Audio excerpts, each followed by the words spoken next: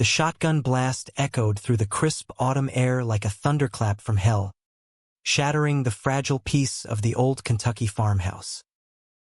Eric froze mid-step on the gravel path, his heart slamming against his ribs as Nathaniel's hand slipped from his, the warmth of their fingers still lingering like a ghost. "Jesus, Eric, that's your uncle, run." Nathaniel's voice cracked, raw with terror. But it was too late. The acrid smoke curled from the barrel, and the world tilted into chaos.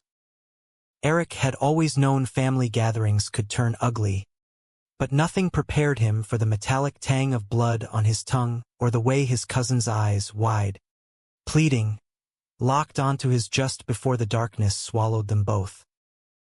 It wasn't murder. Not exactly. The coroner would call it a hunting accident, a tragic slip on the Deucelic Ridge behind the barn. But Eric knew better.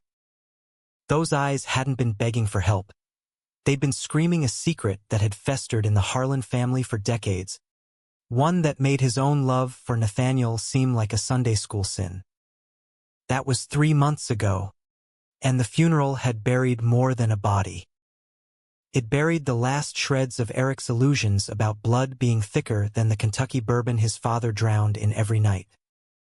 Now, standing in the shadow of that same farmhouse on Thanksgiving Eve, Eric gripped Nathaniel's hand tighter, the chill wind whipping through the bare oaks like accusations. "We don't have to do this," Nathaniel murmured, his breath fogging the air, blue eyes searching Eric's face for the crack he'd been waiting for. But Eric shook his head, jaw set like the flinty hills around them. "We do. For closure. Or whatever the hell this is." The Harlan family farm sprawled across 200 acres of rolling bluegrass, a relic of antebellum glory faded into stubborn pride. White clapboard siding peeled like old skin, and the wraparound porch sagged under the weight of too many regrets. Eric's boots crunched on frost-kissed leaves as they approached, the screen door creaking open before they even knocked. His mother, Lydia, stood there in her flour-dusted apron, her smile as brittle as the corn husks she'd been stuffing all day. "Boys," she said, the word landing like a polite slap. Her eyes flicked over Nathaniel, tall, broad-shouldered, with that easy Midwestern charm from his Ohio roots, lingering just long enough to catalog the offense. The flannel shirt unbuttoned one too many at the collar, the faint stubble shadowing his jaw, the way his arm brushed Eric's like it belonged there. Come in. Dinner's almost ready." Lydia's voice was honey over gravel, the southern drawl she'd never shaken despite 20 years in this godforsaken holler. She pulled Eric into a hug that smelled of sage and unspoken sermons, her bony fingers digging into his back like she could squeeze the deviance out. Nathaniel hung back, offering a nod that Lydia returned with the barest tilt of her head. It was progress. Eric told himself last Christmas she'd at least shaken his hand. Inside, the house thrummed with the low buzz of relatives. Aunts gossiping in the kitchen, uncles nursing beers on the den couch, cousins chasing toddlers through the hall. The air was thick with turkey brine and the undercurrent of judgment, that Harlan specialty. Eric's father, Harlan Sr., a bear of a man with a belly earned from too many lost harvests and not enough honest work, grunted from his recliner, eyes glued to the TV flickering with a college football game. "'Bout time you showed," he rumbled without looking up, the toothpick in his mouth twitching like a fuse.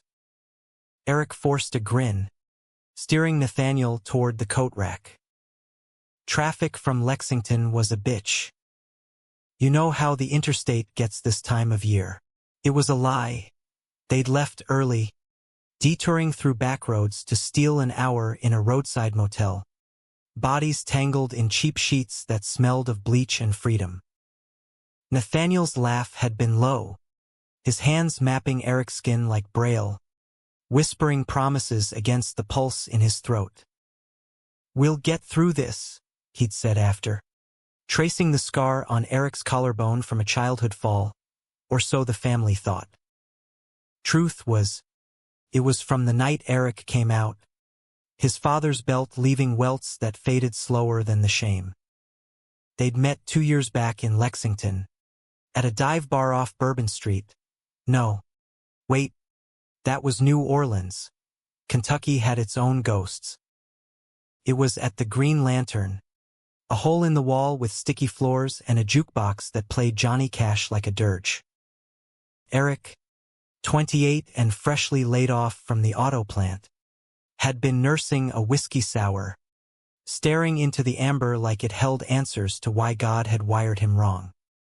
Nathaniel, 30, a history prof from the community college up in Cincinnati, had slid onto the stool beside him, all rumpled tweed and crooked smile. "You look like you could use a story," he'd said, voice like aged oak. And just like that, Eric spilled about the factory closing, the Harlan name dragging him down like an anchor, the way his family's Bible thumping made his skin crawl. Nathaniel listened, really listened, his green eyes steady as he shared his own, orphaned young, bounced between foster homes, clawing his way to a PhD on the backs of scholarships and sheer goddamn will. "Love's the only revolution worth fighting for," he'd toasted, clinking glasses, and Eric felt something shift, like tectonic plates under his feet. By closing time, they were outside in the rain-slick alley, Nathaniel's lips on his fierce and unapologetic, tasting of beer and possibility. It was messy, urgent, the kind of kiss that rewrote your DNA. From there, it snowballed weekend drives to Cincinnati, Nathaniel's cramped apartment overlooking the Ohio River, where they'd cook spaghetti from a box and argue over Foucault until dawn.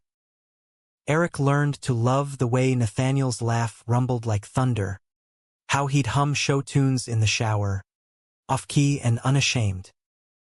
Nathaniel fell for Eric's quiet fire, the way he'd fix a carburetor with grease-streaked hands, quoting Hemingway under his breath.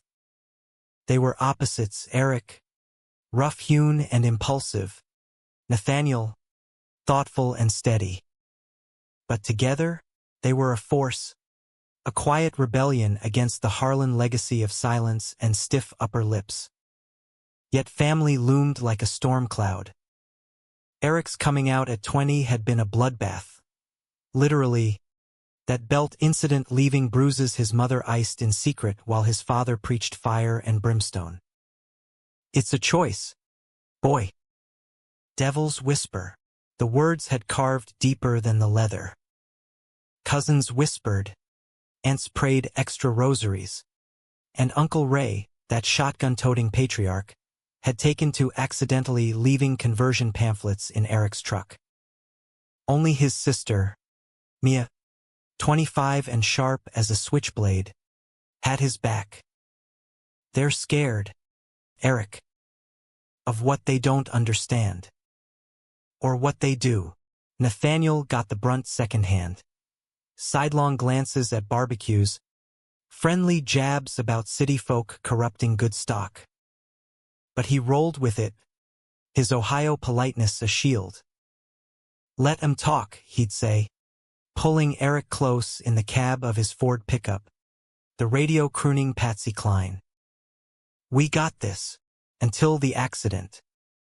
Uncle Ray, out hunting at dawn, his shotgun misfiring into his own nephew, Eric's cousin Tommy, 22, fresh from the Marines, who'd come home quieter than before, shadows in his eyes that no one dared name.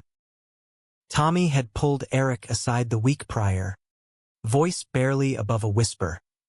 "It's like looking in a mirror, man. But they can't know." Eric hadn't pressed.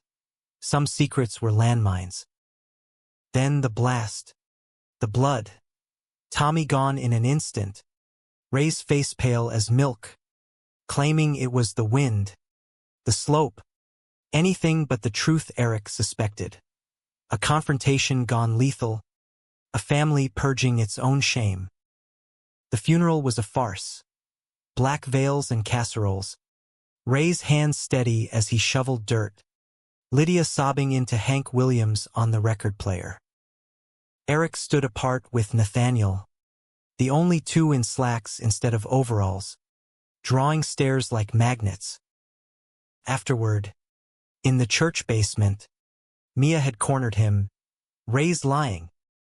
Tommy told me everything.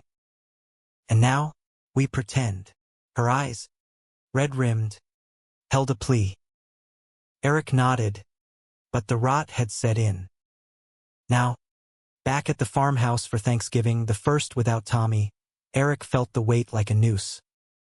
The dining room table groaned under Lydia's spread. Golden bird, cornbread dressing, green beans slick with bacon fat. Relatives crammed in. Aunt June with her perm and pearls, Uncle Harlan Sr. At the head, Mia beside her husband, little ones fidgeting with crayons. Ray sat at the far end, shotgun absent but his gaze sharp as ever, nursing a tumbler of Maker's Mark. Grace, Harlan Sr. barked, and heads bowed. His voice droned through the Lord's Prayer, but Eric's mind wandered to Nathaniel's hand under the table, thumb stroking his knuckles, a lifeline. Amen, they chorused, and forks clattered. Talk flowed easy at first, football scores, harvest yields, the new Walmart edging into town. Then Aunt June, cheeks flushed from wine, leaned toward Eric. So, boys, how's that fancy job up in the city? Nathaniel, right? Teaching them books. Her smile was all teeth. Nathaniel chuckled, easy as pie. History, ma'am. American Revolution mostly. Founding fathers and all that rebellion. June's laugh tinkled like breaking glass. Rebellion. Lord, we could use less of that these days. Her eyes slid to Eric, pointed. Stick to traditions, I say. Keeps things proper. The table stilled. Harlan Sr. cleared his throat, but Ray beat him to it, voice gravelly. Ain't no place for that nonsense here, Eric. You know that. Tommy'd roll in his grave. Eric's fork paused mid-air, green bean dangling. Nathaniel tensed beside him, but Eric met Ray's stare. Steady. Tommy's grave's fresh enough without dragging him into this. We're here for family, Uncle. Let's eat. Mia shot him a warning glance, but the damage rippled. Whispers started. Shame what the world's coming to. Boys lost his way. Lydia's face crumpled, but she busied herself with pie slices, avoiding eyes. Nathaniel squeezed Eric's knee, whispering, breathe, but Eric's blood boiled, old wounds reopening. After dinner, as plates cleared, he slipped out to the porch, the November chill biting through his sweater. Nathaniel followed, wrapping arms around him from behind, chin on his shoulder. They're dinosaurs, babe. Extinct soon enough. Eric leaned back, inhaling Nathaniel's scent, cedar cologne and clean sweat. Feels like they're winning tonight. He turned, cupping Nathaniel's face, thumbs brushing cheekbones. Their kiss was slow, defiant, the kind that said, we're here, deal with it. But headlights swept the drive then, Mia's minivan, latecomers, and they broke apart, hearts pounding. Inside, the mood had soured further. Harlan Sr.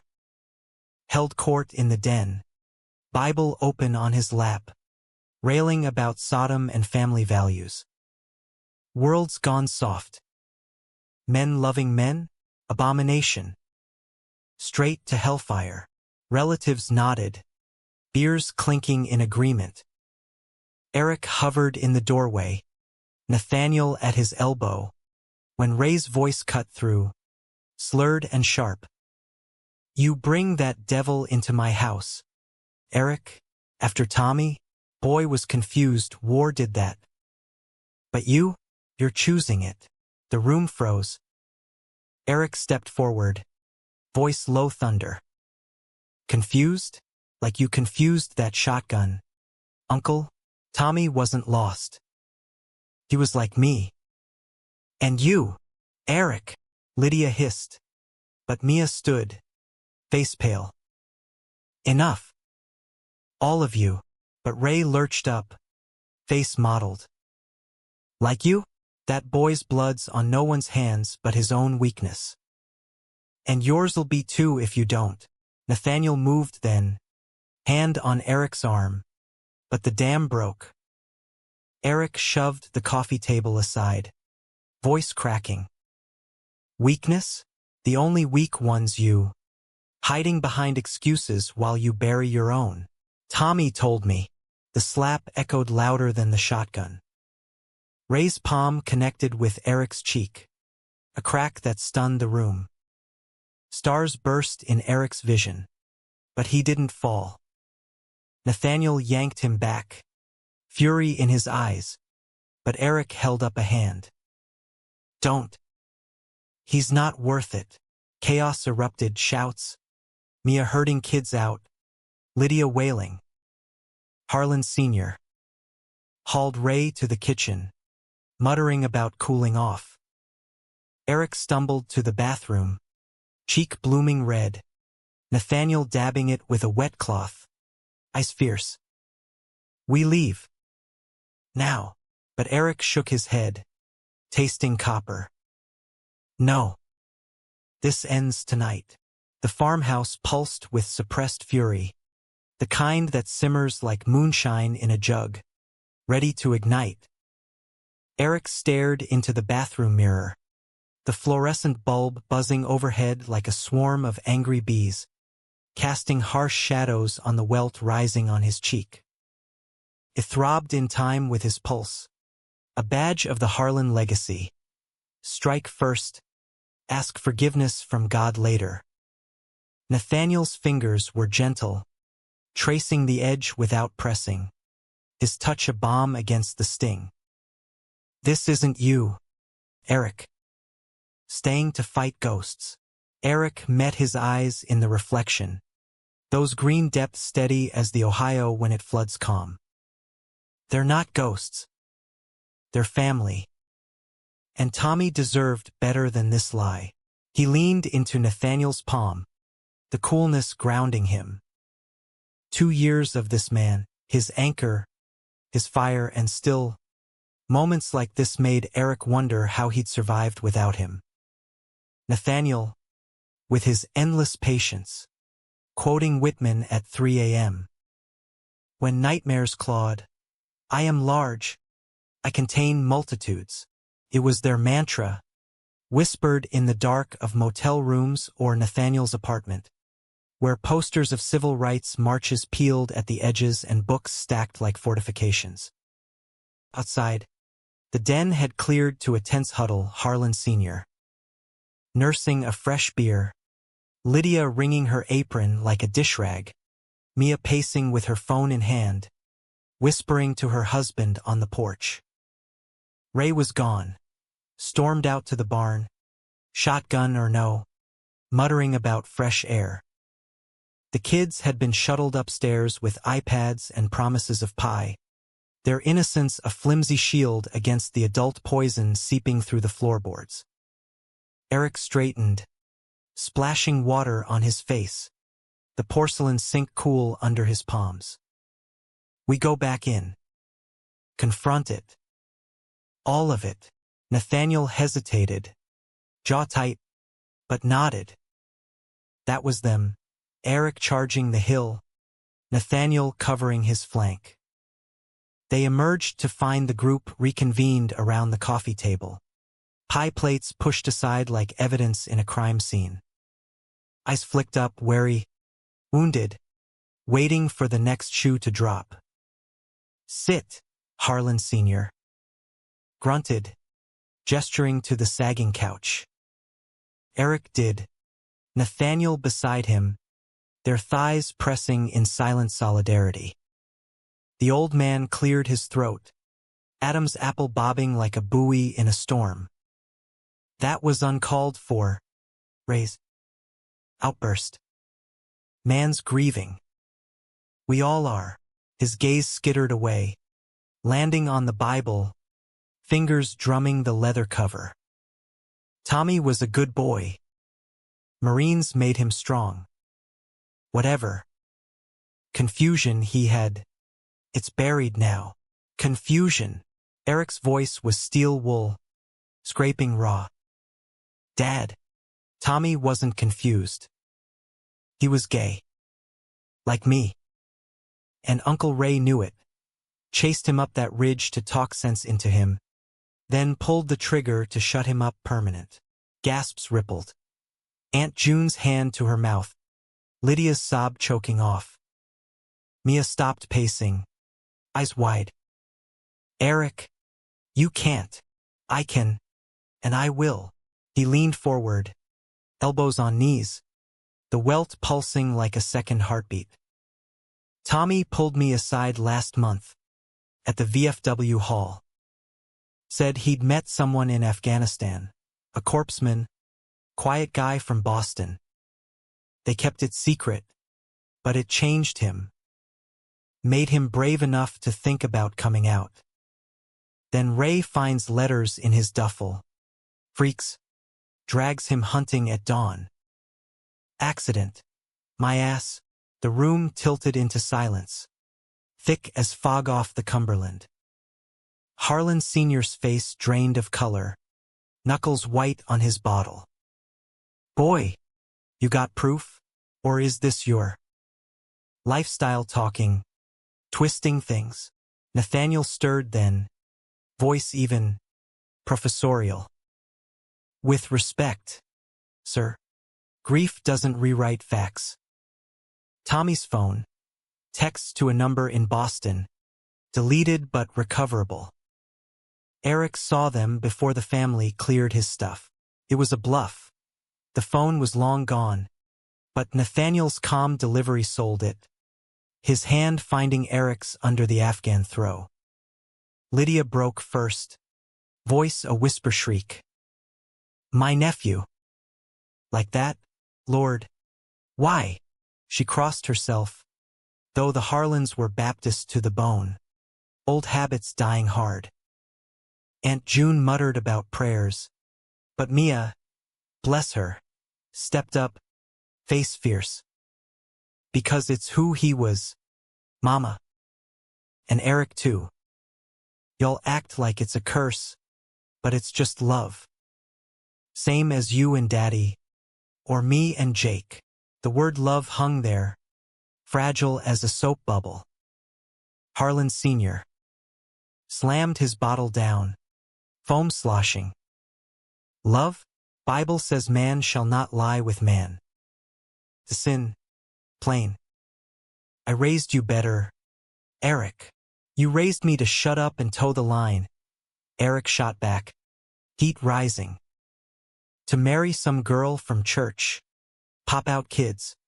Ignore the ache in my gut every Sunday when the preacher thunders about hellfire. But I can't, Dad. Not anymore. Nathaniel's my life. He sees me, really sees when y'all look away." Nathaniel's grip tightened, a silent "I'm here."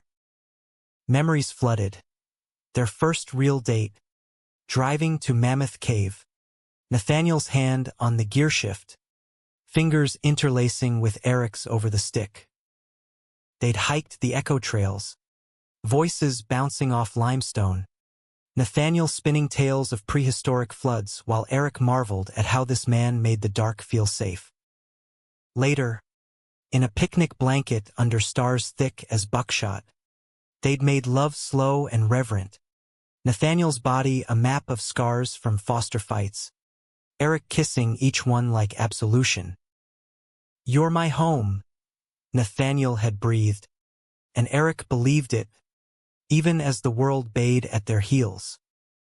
But here, in this den reeking of pipe tobacco and denial, that home felt miles away. Ray burst back in then, door banging like Judgment Day, face slick with sweat or tears, hard to tell in the lamplight. "Enough of this fairy tale bullshit," he jabbed a finger at Eric, eyes wild. "Tommy was weak. Pressured by queers like you. I tried to save him, talk sense. Gun went off accidental. You want to drag my name through mud? Over your perversion." The accusation landed like buckshot, shredding the air. Eric surged up, but Nathaniel held him, murmuring, "Not like this." Mia intervened, voice cutting sharp. "Uncle Ray, sit. We ain't done." She pulled a faded envelope from her pocket, hands trembling. "Found this in Tommy's old room. Hid it after the funeral. He wrote it for you, Eric." The paper crackled as she passed it over. Ink smudged but legible, Tommy's scrawl, boyish even in death. "Eric, if you're reading this," I chickened out. "The guy, his name's Alex, makes me feel alive, not like the drills or the bombs. But Dad, Ray, he'd kill me. Literally. Tell them for me, love you, 'cause be brave." Tears blurred the words, hot on Eric's cheeks. He passed it to Harlan Sr., who read in silence, face crumpling like wet newsprint. Lydia clutched her throat. June whispered Jesus. And Ray deflated, sinking into a chair, hands over his face. "I didn't mean." He ran. I yelled. The gun slipped. The confession hung, a noose tightening. Nathaniel's arm around Eric's shoulders was the only solid thing. His whisper fierce. "You did it." For him, but victory tasted like ash. This wasn't absolution, just the peeling back of rot. Hours blurred. More tears, halting apologies. Bourbon passed like communion. Harlan Sr. finally met Eric's eyes, voice gruff. "I failed you both. Tommy too." It wasn't full. No hugs, no "I accept." But it was a crack in the wall, sunlight piercing. Outside, under a sky pricked with stars, Eric and Nathaniel leaned on the truck, exhaustion bone deep. "Think it'll stick?" Eric murmured, head on Nathaniel's chest, heartbeat steady as a metronome. Nathaniel kissed his temple, lips warm. "Change don't come in avalanches." But we started the slide. They drove off into the night, tail lights fading on the farm, leaving secrets unearthed but not forgotten. For the first time, Eric felt the weight lift, just a fraction enough to breathe. Yet dawn brought the backlash. Phone buzzed at 6 a.m. Mia, voice hushed. "Ray's gone. Left a note. Says he's confessing to the sheriff. Full story. And Dad, he's talking therapy. For all of us." Eric sat up in the motel bed, Nathaniel stirring beside him, sheets tangled. Shock, then a fierce joy. "He did it." "Yeah. But Eric, there's more." In the note, Ray admitted. He knew someone once. Back in Nam. A buddy. Lost him to the war, but it lingered. That's why he hated it so much. feared it in himself. The revelation hit like aftershock. Uncle Ray stoic, shotgun-toting Ray, carrying his own ghost love across decades, projecting shame onto Tommy, onto Eric. Human, broken, just like them all. Nathaniel pulled him close, murmuring against his neck. See, we're all just trying to love in the dark. They made love then, slow and grateful, bodies speaking what words couldn't. We're enough. By noon, they were back on the interstate, radio humming Springsteen, Thunder Road, escape anthem. Eric glanced at Nathaniel, wind tousling his hair, and grinned. Cincinnati, always, the road stretched, open and unforgiving, but the Harlans would heal, or not, that was their cross. Eric's was lighter now, shared, the love they'd claimed not wrong, but vital. In America's heartland, where bluegrass met Bible belts, they'd carved their revolution, one honest word, one stolen kiss at a time. Winter clamped down on Kentucky like a vice, frost etching the farmhouse windows in filigreed patterns that mocked the cracks beneath. Eric and Nathaniel had retreated to Cincinnati, the city's hum a soothing counterpoint to the holler's hush. Streetcars rattling past Nathaniel's apartment, the river's ceaseless murmur, coffee shops buzzing with grad students debating queer theory over lattes. It was a bubble, fragile but theirs, nights tangled in flannel sheets, mornings with eggs scrambled and newspapers spread like battle plans. Yet the Thanksgiving quake lingered, ripples disturbing their peace. Ray's confession had blown open the Harlan Dam. The sheriff's report was hushed, negligent homicide, no jail time for a war hero with a clean record. But the town whispered, Harlan kin, queer shame, shotgun secrets. Church pews emptied faster for Sunday services. Aunt June took to Facebook rants about moral decay, but Harlan Sr. surprised them all. A week post-Thanksgiving, he'd called Eric, voice gravel over static. Therapy. Group 4. Folks like us. Families. Eric had nearly dropped the phone, Nathaniel's eyebrows shooting up from the kitchen table. You going, Dad? A pause. Then, first one's tomorrow. Mia's dragging me. It was gruff, evasive, but real, the old man cracking open, sunlight spilling on the rot. Mia became the bridge, texting updates. Dad cried in session. Talked about you as a kid, building forts. Or, Ray's in counseling up in Lexington. Says sorry. Indirect. She visited Cincinnati once, toddler in tow, bearing Lydia's pecan pie and apologies wrapped in newsprint. Over takeout Thai, spice cutting the chill, Mia confessed her own guilt. I knew about Tommy. Saw him with a guy once. Summer fair. Didn't push. Thought it'd protect him. Her eyes, so like Eric's, brimmed. And you. I should have fought harder. Nathaniel played diplomat, charming the kid with airplane noises while Eric hugged his sister fierce. We're good, Mia. Healing's messy. They talked late. Her marriage strains. The quiet resentment Jake harbored toward Eric's choices. He'll come around, Nathaniel predicted. But Eric saw the fracture lines, fine as hairline cracks in pottery. Back in their rhythm, love deepened roots.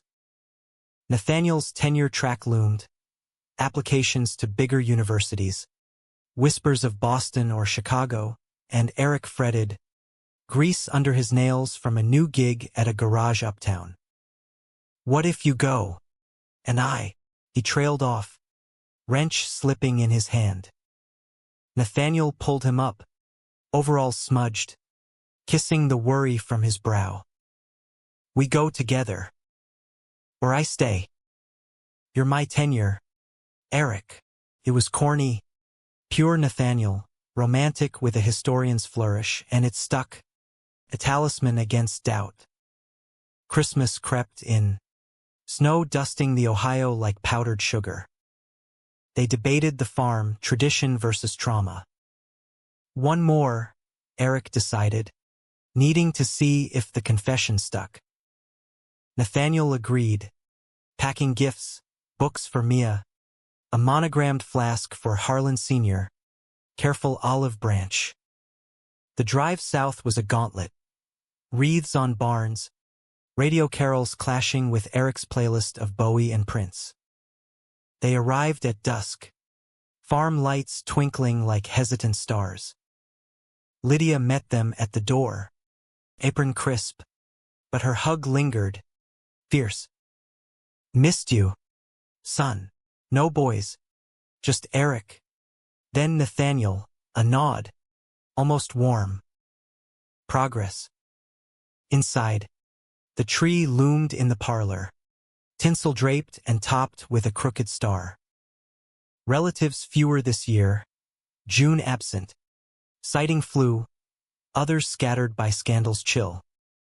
Harlan Sr. in his chair, but the Bible stayed closed. A beer swapped for hot cider. Sit. Gifts later. His eyes, red-veined, held something new, vulnerability, raw as peeled bark. Dinner was subdued. Ham glazed sticky, rolls fluffy, talk skirting edges. Tommy's absence a ghost at the table, empty chair draped in his old Marine's jacket. Mia broke ice. He'd love this. Remember his gingerbread forts, laughter, tentative, bubbled. Then Ray arrived, unannounced, gaunt in a wool coat, face shadowed by a week's beard. Gasps, but Harlan Sr. waved him in. Brother. Ray's eyes found Eric's, holding. Nephew. Can we talk? After pie, they stepped to the porch, breath clouding. Ray's hands shook, flask passed but untouched. I was wrong. All of it. Voice cracked. He spilled. Vietnam jungles. A squad mate named Danny, dark hair. Quick laugh, stolen moments in hooches. Hearts pounding to rotors. Loved him. Then Tet hit. Lost him to a mine. Tears tracked. Came home. Buried it. Married. Kids. But it festered. Saw it in Tommy. Hated the mirror. In you too, Eric. Feared you'd end like Danny. Gone too soon. Eric's throat tightened. Hand on Ray's shoulder. First touch without recoil. You could have talked. Instead of the gun. Ray nodded. Broken. Coward. But confessing. It's air.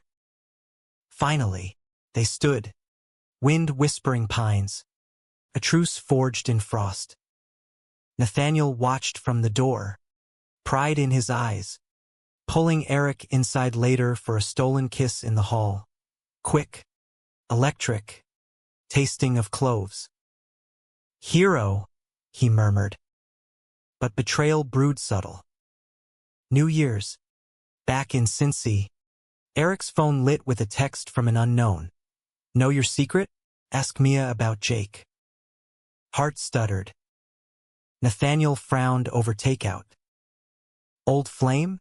Or Harlan drama? Eric drove to Mia's the next weekend.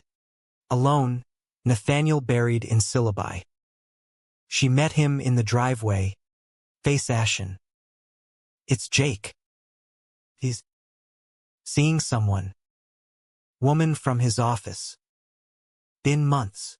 The words gutted betrayal, sharp as Jake's hunting knife. Mia wept, toddler oblivious on the rug. I suspected. But after Thanksgiving, with everything, I confronted. He admitted. Wants out. Eric held her, rage simmering, not at Jake, but the hypocrisy. He judged me for loving Nathaniel. Called it unnatural. And here he is, cheating. Mia nodded, wiping nose. Says it's different. Real family he wants. The irony burned. But Eric saw the human mess. Jake, trapped in his own Harlan mold, lashing out. He told Nathaniel that night, over whiskey by the radiator. Family's a minefield. Betrayal's the shrapnel. Nathaniel listened, then pulled him to bed, bodies aligning like puzzle pieces. But we're the survivors. Love like ours? It's the diffuser. Spring thawed the holler. Dogwood's blooming pink defiance. Eric proposed in April, impulsive, on a hike in the Red River Gorge. Ring a simple silver band from a Lexington jeweler. Engraved multitudes. Nathaniel's yes was a laugh sob.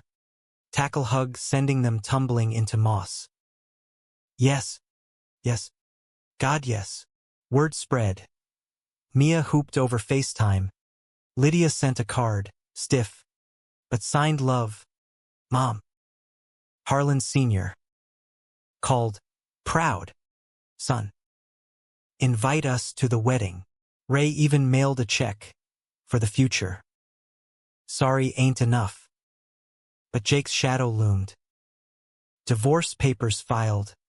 Custody battles ugly. Mia leaned on Eric. Weekends in Cincy with the kid. Nathaniel Uncle ING with storybooks and park picnics. You're my rock, she said one night.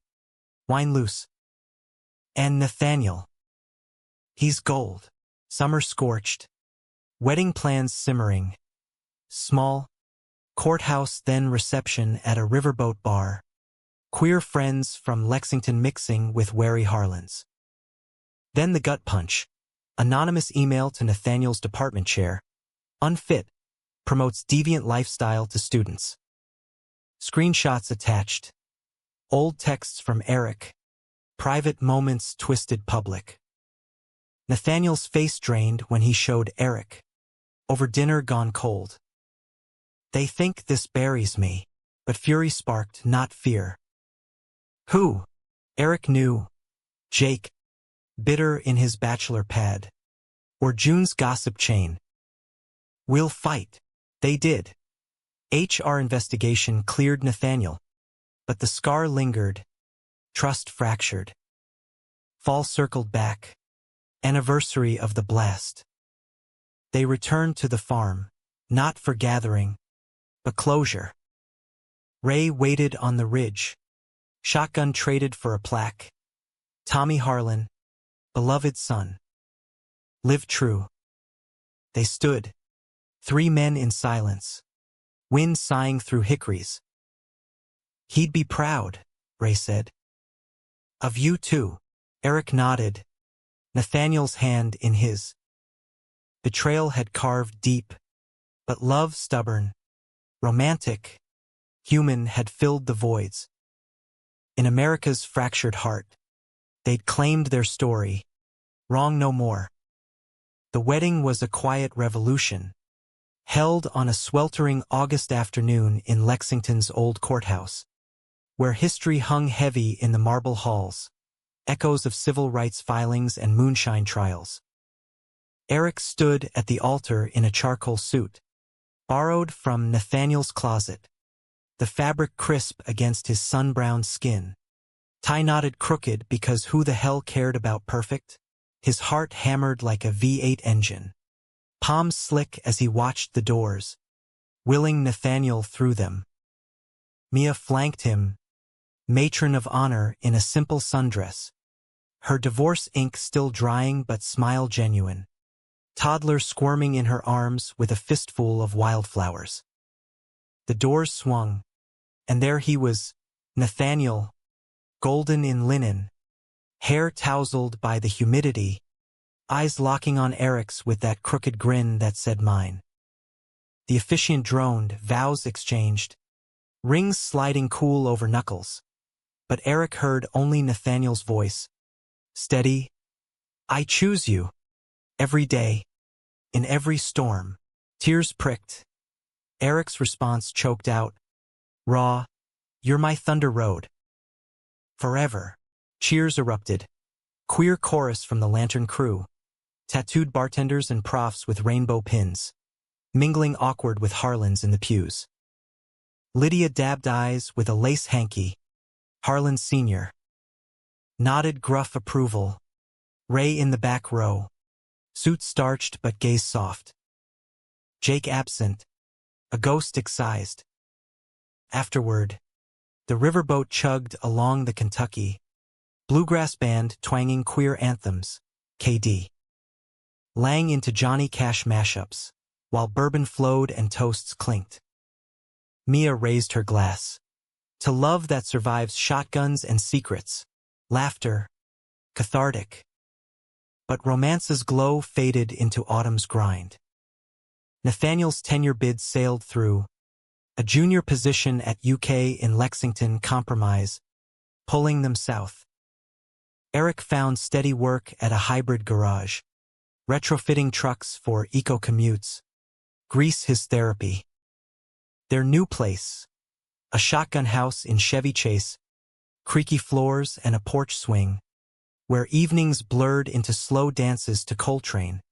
Nathaniel's head on Eric's shoulder, whispering futures. Yet cracks spiderwebbed. The email sabotage had left Nathaniel wary, canceling guest lectures, scanning crowds. Paranoia? Eric asked one night, over chili simmering on the stove. Caution, Nathaniel corrected, stirring. Harlan's taught me, love makes targets. Eric pulled him close, spoon clattering, kiss deepening to erase doubts. But sleep came fitful, dreams of shotguns and anonymous shadows. November rolled in, frost nipping heels, the anniversary of that fateful Thanksgiving looming like a specter. Mia called, family dinner. Neutral ground, Lexington Hotel. Dad insists. Ray too. Eric hesitated, Nathaniel's hand pausing mid-chop on carrots. Last time ended in slaps and secrets. This time, healing. Mia's voice held hope. Fragile. They went. The hotel ballroom gleamed sterile. White linens, poinsettia centerpieces. The Harlan clan diminished but determined. Harlan Sr. At the head, slimmer from therapy walks. Lydia beside him in pearls. Ray across, hands steady, a new wedding band glinting. Remarried quiet to a widow from AA.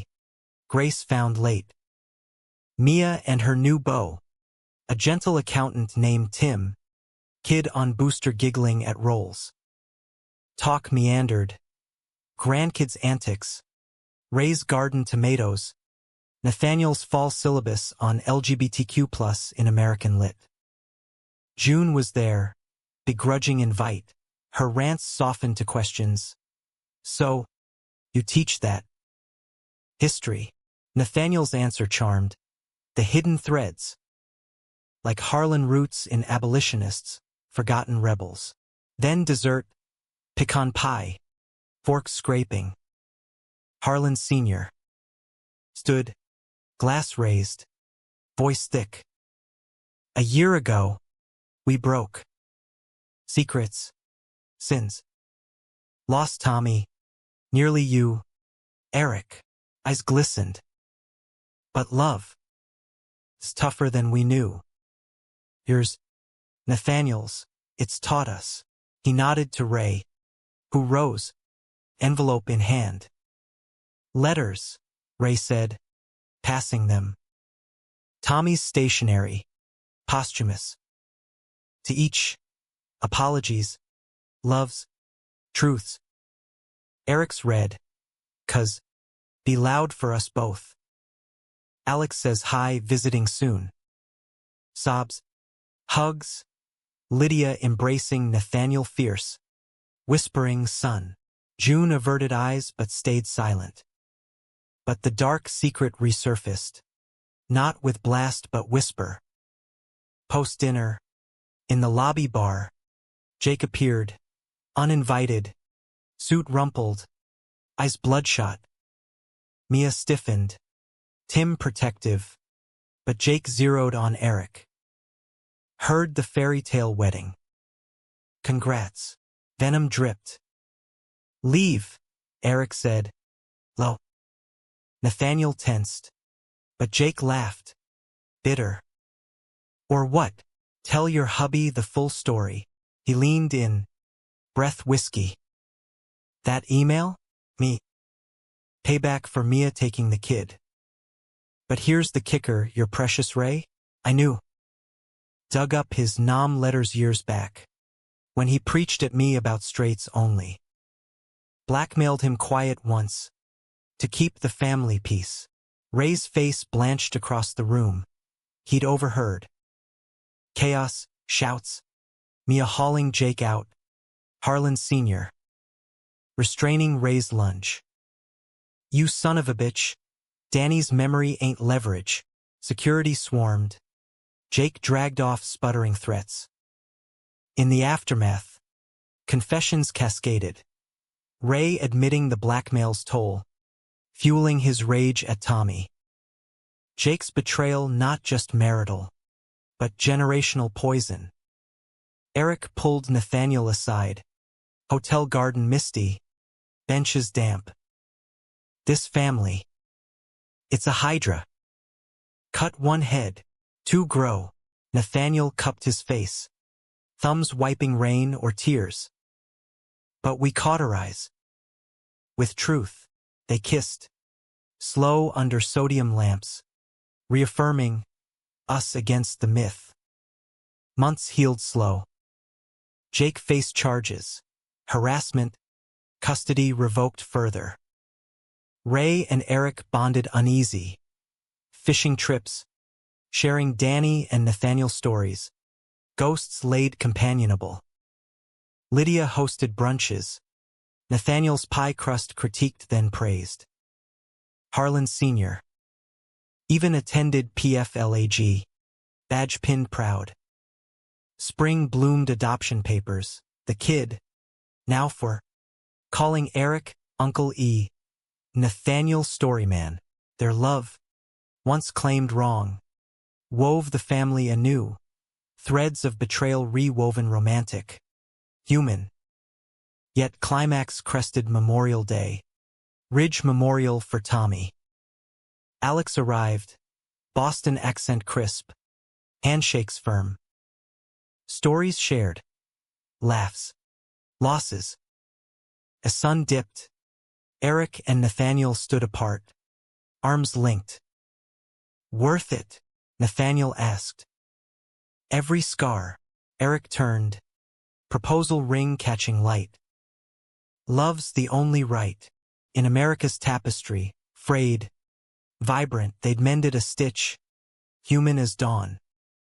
The ridge above the Harlan farm healed slower than flesh. Wildflowers pushing through last year's bloodstains like defiant prayers. Memorial Day weekend. 2 years post-blast. The gathering was voluntary. No shotguns. No sermons. Just a picnic spread on checkered blankets. Fried chicken Lydia's recipe. Potato salad Mia's twist with extra dill. Coolers of sweet tea spiked mild.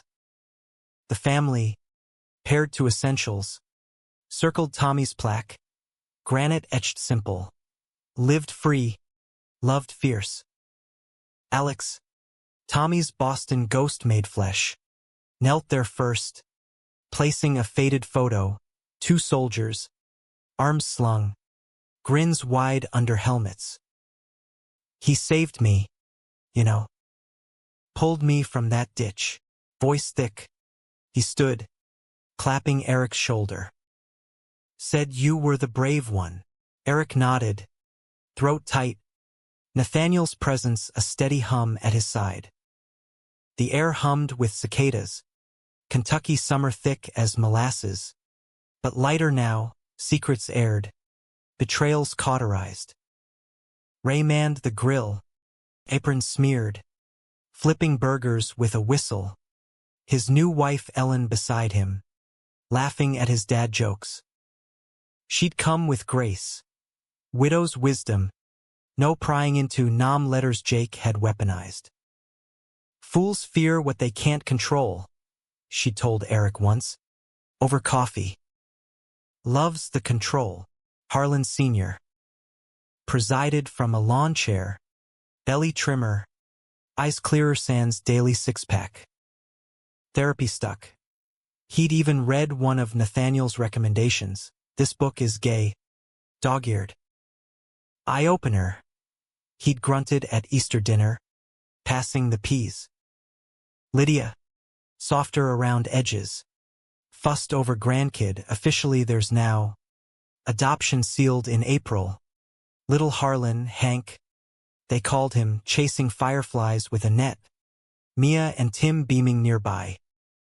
June was the outlier, invited but peripheral, her chair edged away, Facebook silenced by family ultimatum.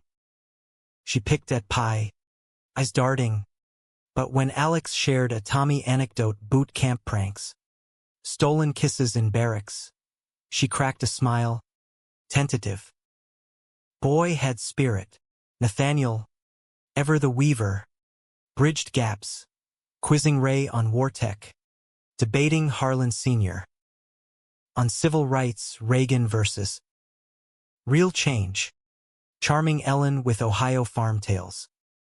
Eric watched, heart full. This man, his husband 6 months now, turning enemies to allies with words and warmth. Their honeymoon lingered in memory. Smoky Mountains cabin, rain-lashed nights, bodies rediscovering like first time. Nathaniel's whispers poetic, you're my manifesto, but human frailties nipped heels. Jake's shadow lingered legal, restraining order, alimony battles, his texts to Mia venomous, your brother's poison spread. She blocked, leaned on Tim, but scars ached. One night, post-picnic planning, she confessed to Eric over porch rockers, sometimes I miss the lie. Easier. Eric squeezed her hand. Truth's harder, but real. Like us. Nathaniel joined then, beers in hand, turning talk to wedding anniversaries. Ours next month. Vow renewal, quiet, just us. The picnic peaked at dusk. Lanterns strung like fireflies. Harlan Sr. raised a toast to Tommy. To Sakan's chances. Glasses clinked. Tears flowed. Ray's for Danny. Lydia's for lost years. Mia's for futures. Even June murmured amen. Then the surfacing. Not dark, but illuminating. A package arrived mid-meal, unmarked, from Jake's forwarding address. Inside, letters, yellowed Harlan Sr.'s. From youth. To a farmhand, Jesse. Words tender, miss your laugh in the hayloft. Come back soon. Harlan's face ashen as Eric passed it. Voice barely, burned these years ago. How? Jake's note, found in attic. Thought you'd want truth. Or exposure. Your call. Sober now, sorry.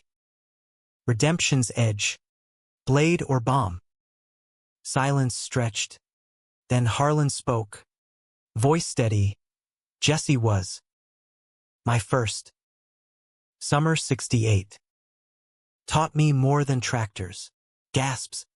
But nods followed, Ray's hand on his brother's shoulder. We all carry him. Hal. The revelation cascaded. Confessions gentle. A chorus of hidden loves. June's college crush on her roommate, buried for duty, Lydia's wistful what-if with a traveling salesman. No blame, just unveiling the Harlan hypocrisy, not malice, but fear's mask. Eric stood, Nathaniel rising with him, arms linked. See, we're all multitudes. Wrong ain't the word, human is.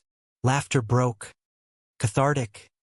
Hank toddling over for a piggyback. The ridge echoing joy. Night fell, stars pricking velvet. Couples paired. Mia and Tim swaying slow to portable radio. Ray and Ellen murmuring. Harlan and Lydia hand in hand. Eric and Nathaniel slipped away, up the path to overlook. Farm lights twinkling below. River silver thread. This, Eric breathed, forehead to Nathaniel's, is the high ground. Nathaniel's kiss was firefly soft, deepening to promise. We claimed it. Together, years unspooled. Hank's first school play, Nathaniel's book on queer Southern histories, dedicated to Eric. My Ridge, Eric's garage expanding green. Harlan's evolved. PFLAG potlucks. Ray mentoring vets. June volunteering at the center. Jake faded rehab. New life west. Betrayal scarred. But love's romance mended. Anniversaries in caves. Echoes of vows. Quiet nights. Nathaniel's head on Eric's chest.